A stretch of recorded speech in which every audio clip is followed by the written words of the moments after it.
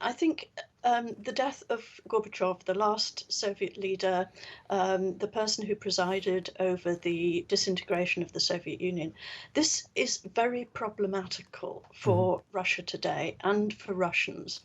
And I'm not entirely sure how it would have been interpreted by your average Russian if there'd been a full state funeral and Putin had presided. So I think I think it's more problematical than it looks, say, from a Western perspective. Thousands of people in Russia have paid their last respects to Mikhail Gorbachev, the last Soviet leader who brought the Cold War to a peaceful end.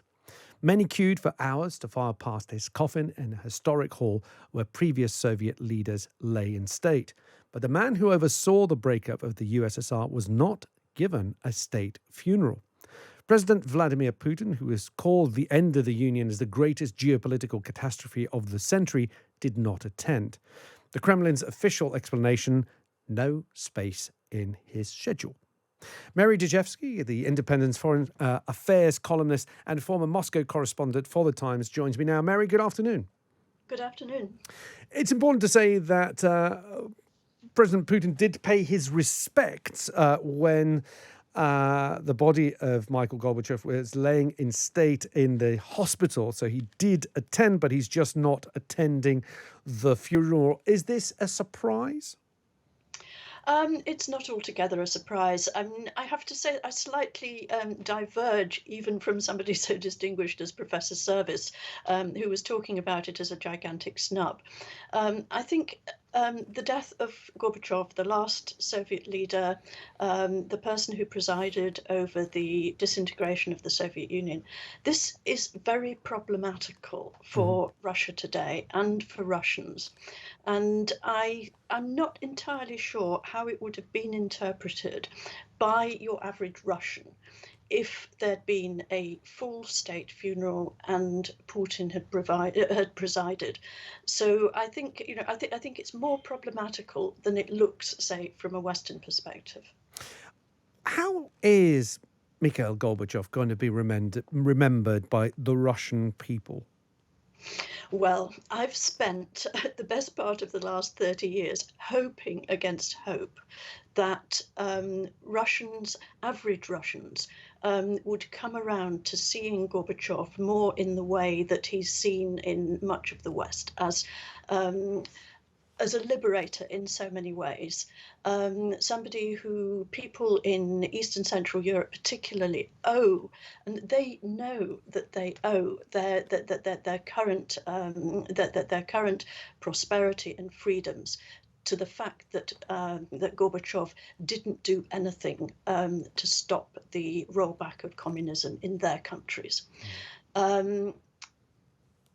Still, 30 years on, Russians feel that Gorbachev allowed the Soviet Union to disintegrate and so lost Russia the respect that they believe it's due as a great power, and specifically from the West and from the United States. And it's partly, I would say, it's partly our own fault that Russians feel this. Maybe we didn't. There were ways that we could have dealt with the collapse of the Soviet Union, maybe, and its aftermath, maybe better than we did. But the fact is, to this day, 30 years on, the majority of Russians probably believe that the disintegration of the Soviet Union was a negative and not a positive. I was listening recently to one of his biographers who said that he remembers that when Mikhail Gorbachev won being the general secretary of the Communist Party, he went around the country introducing himself. And the predominant thing he was being told by the people of Russia is, whatever you do, please, no more war. They didn't want another war at all costs. And that was what drove him to this inevitable collapse of the Soviet Union without having to go to war. Do you think he lived to regret how quickly the collapse of the Soviet Union came about? Or was he left with no choice? I think he was left with absolutely no choice. I think you can look at this in two ways. You can say how far was Gorbachev the master of events, and how far was he swept along with it. Mm. I think, and I was the correspondent there in Moscow as the Soviet Union collapsed. I think he had absolutely no choice. It was beyond the capability of anybody, including the leader, the president of the Soviet Union, and the general secretary of the Communist Party. There was nothing he could do to stop it. It was a force much bigger than he could control. I would also say that it's seen as Gorbachev presiding over the peaceful end of communism and the end of the Soviet Union. And again, that's slightly more problematical than it looks, because people in the Baltic states, for instance, will remember that Soviet Union did in fact send troops to try and prevent the independence of Lithuania. There was violence in Georgia, something like a mini civil war. There was violence in Azerbaijan. Now, this was on a very small scale compared with what everybody was afraid of at the time, which was a replay of the Russian Civil War of 1918, 1919. And that didn't happen. But there were these little outbreaks of violence, which means that the view of the breakup of the Soviet Union and the liberation of Eastern Central Europe is seen maybe slightly differently from their perspective. I mean, sometimes I think we all fall into the trap that we forget the vastness of the Soviet Union at the time, how huge it was and how broken up it was internally. But do you think that perhaps Mikhail Gorbachev could have done more in what happens next? I mean, he was unceremoniously ousted, if not publicly, certainly behind the scenes.